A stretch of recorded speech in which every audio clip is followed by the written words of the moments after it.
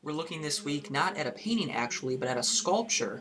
This is Michelangelo's Pietà, which was sculpted between 1498 and 1499. This is a pinnacle Renaissance work. And I want to make clear that a Pietà is not only the specific name of this sculpture, but a term in general for any sculpture that depicts this scene, the body of Jesus on Mary's lap after his crucifixion. And the word pietà is Italian for pity. This is probably, well, this is definitely the most famous pietà, as I said, constructed by Michelangelo. You can see it today in St. Peter's Basilica in Vatican City, but it was actually originally constructed as a funeral monument. And this was the only piece that Michelangelo ever signed. And he originally left it unsigned, according to his usual custom. But when people came and they saw this great sculpture as this funeral monument, apparently, so the story goes, visitors frequently mistook it for the work of another sculptor, upon which Michelangelo decided to carve Michelangelus Bonaratus Florentinius Faciebat on a sash across Mary's chest, which that translated means, in Latin, Michelangelo Buonarroti of Florentine made this. And he later really regretted this decision because he saw it, um, not as just merely signing his work, but as sort of an instance or outburst of pride. And he was embarrassed by that. And he swore to never sign another piece of work again.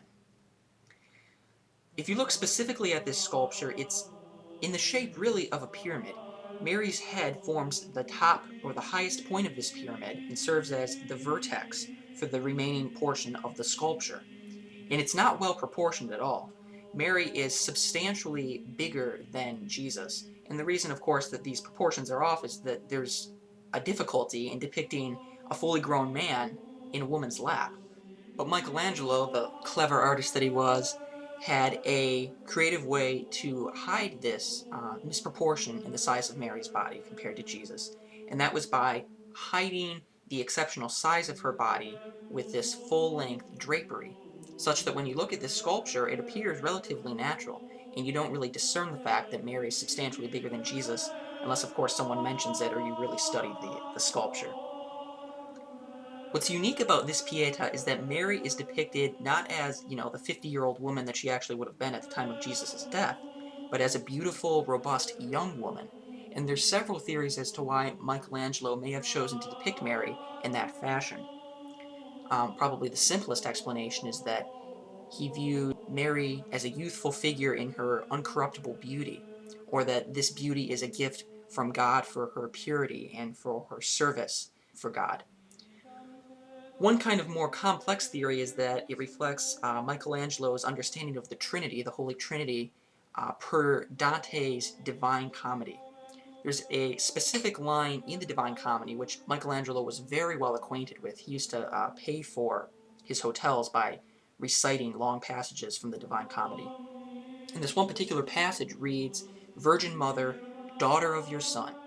And this kind of paradoxical statement is, as I said, an evocation of the Holy Trinity, where Jesus, as essentially one in being or consubstantial with the Father, is the Father of all of humanity. So if he's the Father of everyone, that means that he's both the Father and the Son of Mary, which might be one explanation of why Mary's depicted as this young girl, whereas Jesus is depicted as, this 30-year-old man, is that in a sense, based on the understanding of the Trinity, Jesus actually represents Mary's father. One more interesting kind of modernist theory is that perhaps Mary, as depicted in this sculpture, is actually looking at her child, the baby Jesus, while the viewer is seeing Jesus' future fate. In other words, the two figures depicted in this sculpture actually represent two different points in time. Most viewers remark that they don't feel overwhelmed with suffering when they look at this sculpture. Jesus' face shows no obvious expression of pain, and Michelangelo wanted it that way. He wanted the Pietà to be less about death and more about, in his own words, the religious vision of abandonment and the serene face of the Son. But there is a great loneliness that really covers each figure. The two appear isolated from one another, yet they're emotionally connected because they belong together. Jesus and Mary belong together.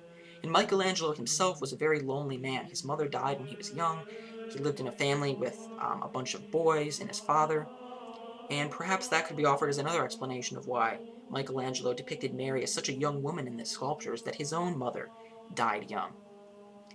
As a side note, and I'll wrap this up now, this sculpture has really sustained some interesting damages over the years. Mary's fingers have been broken off several times while the sculpture's been moved around for various repairs.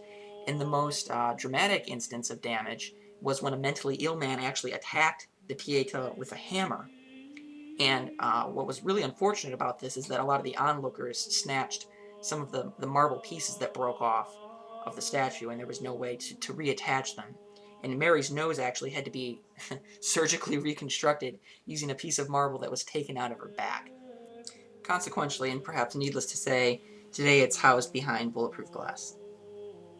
So if you like learning about art, I really hope you'll consider subscribing, and be sure to check back either way next week, and we'll have a new video about a new painting. Thanks for joining us, and as always, have a great week.